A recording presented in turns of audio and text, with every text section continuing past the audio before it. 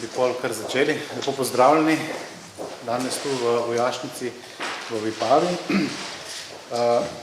na kateri vam radi, na novinarski konferenci, na kateri vam bi radi predstavili veliko novost pri kadrovskem popolnjevanju Slovenske vojske.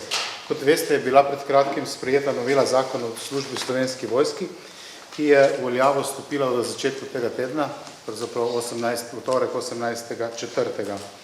Bistvena sprememba v tem zakonu ponovno omogoča zaposlitev v Slovensko vojsko ter hkrati tudi došolanje ob delu kandidatom s končano osnovno šolo oziroma s končano osnovnošolsko izobrazbo. Implementacijo sprememb zakona za poslovanje kandidatov za osnovnošolsko izobrazbo in možnost nadaljnjega došolanja bodo predstavili državni sekretar na Ministrstvu za obrambo dr. Damjan Črnčec, načelnik generalštaba Slovenske vojske general major Robert Glavaš in generalni direktor Direktorata za obrambne zadeve Ministrstva za obrambo Boštjan Pavlin. Uvodoma po besedi vabim državnega sekretarja na Ministrstvu za obrambo dr. Črnčca, ki bo predstavil ključne prioritete vodstva ministrstva na področju popolnjevanja Slovenske vojske, katerih del so tudi spremembe, o katerih danes govorimo. Tako da prosim, kar izvolite. Hvala, lepo pozdravljeni tudi v mojem imenu. Nismo naključno izbrali ta kraj. Vipava je kraj, kjer se pripadniki Slovenske vojske učijo osnovnih vojaških veščin in zato se nam je zdelo prav, da se ko prikažemo in pozovemo bodoče kandidate za službo v Slovenski vojski, dobimo tukaj v tem kraju, kjer je ključni učni center, v katerem bodoči pripadniki Slovenske vojske dobijo temeljne vojaška znanja in veščine. Projekt Ministrstva Slovenske vojske, vsi skupaj, ki delamo v obrambnem sistemu, je projekt, ki ga naslavljamo tudi danes, je eden ključnih izzivov, ki je pred nami in to je kadrovsko popolnjevanje obrambnega sistema s poudarkom seveda na Slovenski vojski.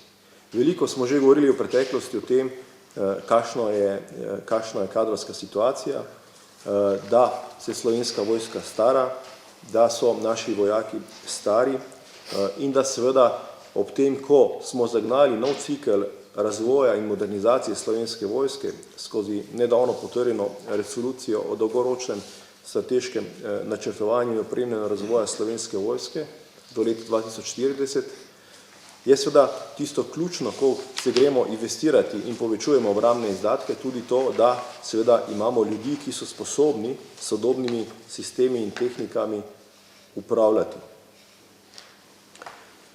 Ena izmed političnih zavez ministra za obrambo, takrat še kandidata, je bila, da bomo seveda odprli zakon o službi Slovenski vojski in omogočili, da vsem, ki zaradi kakršnikoli razlogov v preteklosti niso mogli dokončati srednje šole, bodi si 3-letne ali 4-letne, da tem posameznikom omogočimo tako imenovano drugo priložnost, da se nam pridružijo, da pridejo v sistem Slovenske vojske in da seveda ob delu dokončajo tudi to srednješolsko obveznost in zavezo, ter tako hkrati, ko so zaposleni v Slovenski vojski, opravljajo naloge vojaka, so zato tudi enako plačani kot vsi drugi vojaki, dokončajo tudi tisto, kar jim v preteklosti iz katerigakoli razloga ni uspelo, torej da dokončajo srednjo šolo. In s tem se jim seveda odprejo nadaljne karierne možnosti znotraj sistema Slovenske vojske.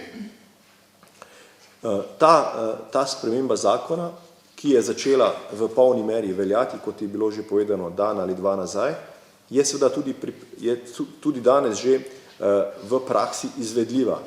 V Ministrstvu za obrambo smo v zvezi s tem sprejeli pravilnik, ustrezen pravilnik, ki nadgrajuje zakonsko materijo, ta pravilnik je bil podpisan včeraj, kakor tudi spremembe formacijskih mest, na katere se lahko te kandidate razporeja.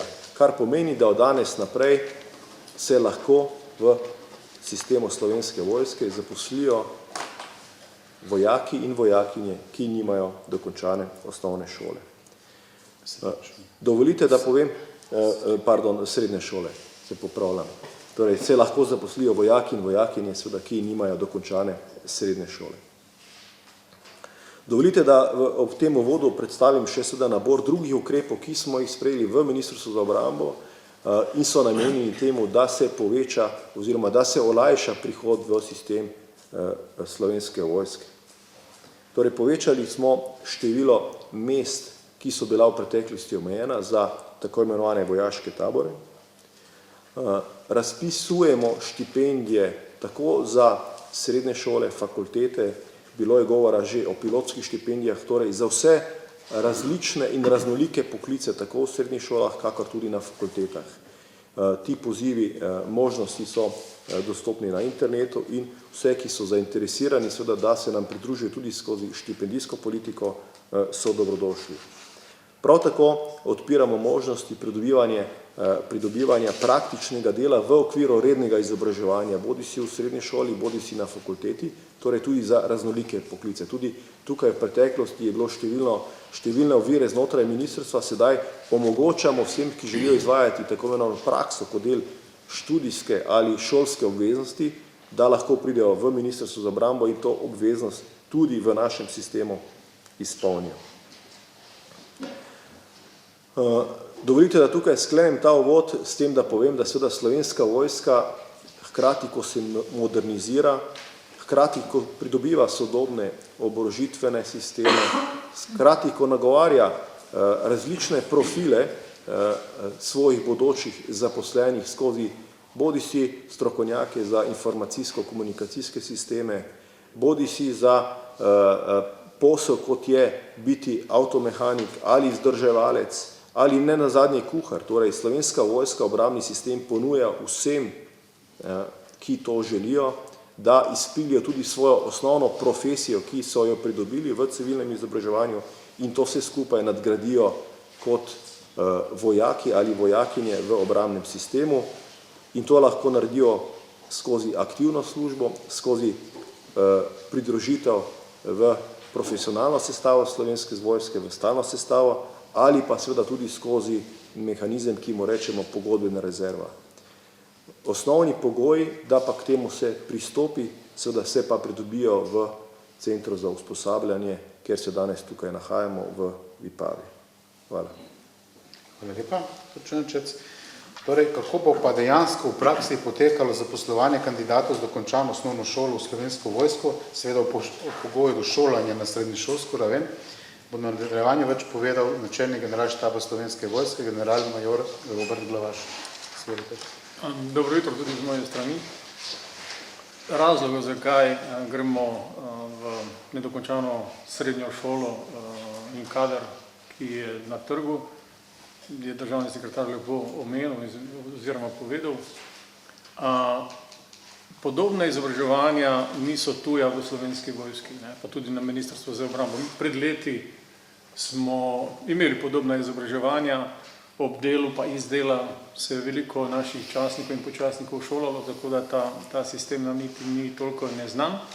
In seveda po vzoru prejšnjega sistema gremo tudi z nedokončano srednjo šolo oziroma nedokončano srednjo šolo. Tukaj obstajata dve varianti, nekakšen način naj bi pridobili ta kader. Prvi je seveda tisti, ki se že šolajo na srednji šoli in niso še končali. Tukaj lahko podpišemo pogodbo z njimi in seveda z obveznostmi, ki jih bom kasneje povedal. Se pravi, so že na šolanju, končujejo srednjo šolo in seveda skozi štipendije vse te pogoje, ki jih mora doseči, tako z ene in z druge strani, seveda podpišemo z njim pogodbo in ga lahko takoj zaposlimo na formacijo Slovenske vojske. Rekli smo, da smo jih že določene formacijske dolžnosti spremenili. Vsem tem, ki niso končali, ki nimajo končane še srednje šole, jih zaposlimo kot vojaka 4 na določene formacijske dolžnosti znotraj Slovenske vojske. To je ena zgodba. Druga zgodba je seveda, da te pripadni oziroma študente ali kako imenovane dijakinje, ki nimajo končane srednje šole in se ne izobražujejo, tudi tem omogočimo podpis pogodbe z nami in seveda jim kot takim jim omogočimo dokončanje srednje šole, kar pomeni dve opciji. Ena je tisti, ki se že šola, druga je seveda, da jih dobimo nekje na trgu, tiste, ki so končali šolanje in iz raznih razlogov dosegli mature ali dokončanje srednje šole in seveda tam tem omogočimo skozi štipendijo, skozi možnosti šolanja na različnih srednjih šolah, dokončanje pogojev za potem poklicno delo v Slovenski vojski. Tudi tem, ki niso končali, kot sem rekel, ki jih iščemo na trgu, jih takoj ob podpisu pogodbe zaposlimo v Slovenski vojski na formacijski dolžnosti vojak z poklicno srednjo šolo, se pravi vojak 4, in seveda jih uporabimo na različne načine glede na formacijske dolžnosti oziroma enote, v kateri naj bi bili zaposleni. Seveda tukaj postajajo potem določeni pogoji. Pogoji so vsekakor tej, da se na eni strani mi kot delodajalec obvežemo, da bi bomo omogočili študij, kar pomeni skozi študijske dopuste za dokončanje šole. Na drugi strani seveda, da mu pač tisto štipendijo in vse tisto, kar mu napišemo v pogodbi, tudi nudimo. In seveda takoj zaposlitev, kar je bistveno, ne. Na drugi strani seveda od njega do nas je seveda pogoj, da to zaključi, ne. In seveda ob zaključku šolanja potem najmanj 2 leti oziroma dvakratnik šolanja mora ostati v Slovenski vojski.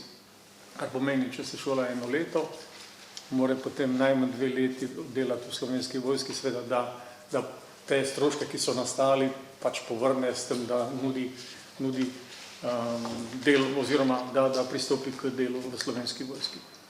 Mi smo seveda na podlagi tega določili kar veliko teh delovnih mest, ki so potrebni oziroma ki so pomembni za Slovensko vojsko. Tukaj govorimo predvsem o mladih dekletah in fantih, ki bi bili najprej seveda vojaki, ki so potrebni za izgradnjo ciljev zmogljivosti, ki so pred nami. Mi smo že enkrat vam jasno povedali, katere cilje zmogljivosti in tudi skozi resolucijo in ostale dokumente, ki jih imamo danes, se pravi, kaj je naše težišče. Na eni strani, na drugi strani so pa tudi druge specialistične dolžnosti, kot so mehaniki, kuharji, vzdrževalci, električisti, kibernetiki, računalničarji in vrsto, se pravi, ta razpon delovnih mest v Slovenski vojski je kar velik. Tako da, in seveda, ko končajo ti fantje in dekleta to srednjo šolo in ko zaključijo vse obveznosti študijske, se jih potem zaposli na delovna mesta z ustrezno izobrazbo, kar pomeni, je to vojak 1, pomeni srednja strokovna oziroma ali pa splošna izobrazba, kar pomeni, da je tudi nekoliko v denarju mala razlika, ampak ni neka bistvena. Pa vendar, bistveno je, se pravi, da lahko zaposlimo takoj, ko podpišemo pogodbo z njimi, seveda tisti, ki pa to želi. Zdaj nekateri, kot je že sam državni omenil, so seveda tudi dobrodošli v pogodbeni rezervi, s takimi pač se tudi pogovorimo in se bomo pogovarjali, da mogoče tudi to obveznost do Slovenske vojske pač izvajajo v pogodbeni rezervi. Pa vendar težišče je mladi kader v stalni sestavi Slovenske vojske. Seveda, skušali bomo skozi podpis pogodbe z njimi najti v bližnji okolici določene srednje šole, ki bi pač izvajale programe za njih, tako da nekoga iz Maribora definitivno ne bi vozili v Ljubljano ali pa v Kranj, tako da bi v lokalnem območju pač skušali najti za posameznike te srednješolske ustanove in seveda jih tam v domačem okolju tudi šolali.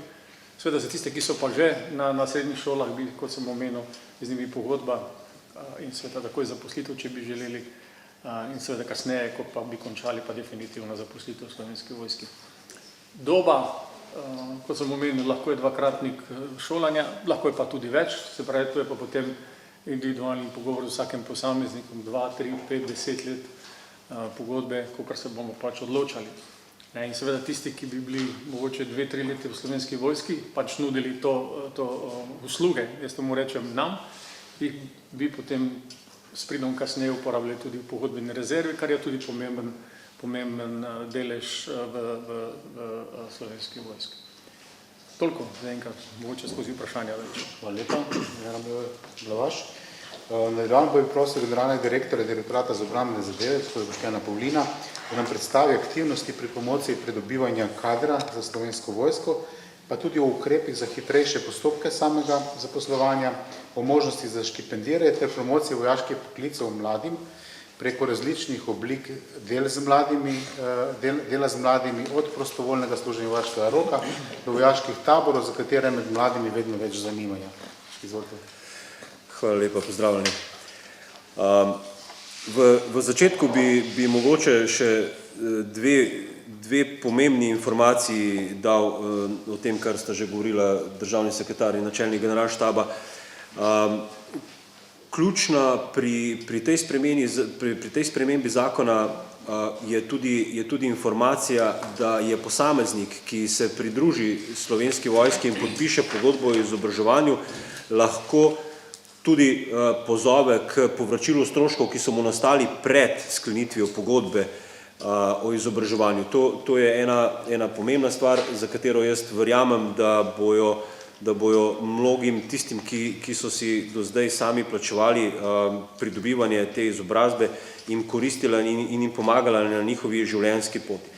Če govorimo pa o vseh ostalih oblikah aktivnosti, ki jih ima Ministrstvo za obrambo in Slovenska vojska z vsemi različnimi populacijami državljanov, naj zagotovo izpostavim, da dejansko poskušamo z dvemi celovitimi pristopi. Eden je pridobivanje pripadnikov za strukture Slovenske vojske in drug je seveda zelo pomembno v celotno družbo, v šolski sistem integrirati razmišljanje o sodobnem spremljajoče se varnostnem okolju in zagotavljati te pogoje. S tem namenom je tudi minister za obrambo v tem tednu se udeležil sestanka z ravnatelji srednjih šol, v katerem jih je ravno tako nagovoril in opozoril, da so to naše prihajajoče skupne odgovornosti. Kar se pa tiče samih pogojev za vstop v strukture Slovenske vojske, torej izobrazbena struktura je zdaj povedana, torej dokončana osnovna šola je zdaj lahko pogoj, ob pogoju, da se sklene pogodba o izobraževanju, hkrati mora vsak pripadnik, ki se pridruži Slovenski vojski, opraviti zdravniški pregled, torej biti duševno in telesno sposoben za upravljanje službe, mora imeti državljanstvo, samo državljanstvo Republike Slovenije in ne sme zoper njega obstajati noben varnostni pridržek. To so ključne zadeve za vstop. Seveda mi pozivamo vse zainteresirane na spletni strani postani vojak.si, so vsi možni pristopi in kontakti, na katere se naši sodelavci takoj odzovejo. In potem pomagamo tudi posamezniku, če je potrebno, da ga speljemo skozi ta proces zaposlitve. Seveda, poleg pridobivanja kandidatov za Slovensko vojsko za stalno sestavo je, tako kot je omenil načelnik generalštaba, za nas ravno tako pomembno pridruževanje posameznikov v rezervno strukturo, hkrati prostovoljno služenje vojaškega roka je ena zelo pomembnih zadev. Potem pa naprej imamo dva zelo uspešna tabora. Torej imamo tabor, ki je namenjen tistim, ki še niso dopolnili 18 let in tistim, ki so starejši za 18 let. Moram izpostaviti, da se nam tukaj številke dejansko povečujejo iz leta v leto in da je odziv mladih na te aktivnosti zelo pozitiven. Delovne prakse so bile že omenjene, vsekakor poskušamo s tem področjem delovnih praks poklic v Slovenski vojski razložiti zelo transparentno, ne samo kot vojak, kot ga staromodno poznamo, kot nekdo, ki s puško teče po terenu, ampak je tukaj še vrsta vseh mnogih poklicev, tudi tistih, ki so vezani na visokotehnološke, sodobne procese in hkrati tudi psihologi in ostali specifični poklici. Tako da to bi bilo mogoče z moje strani za ta del.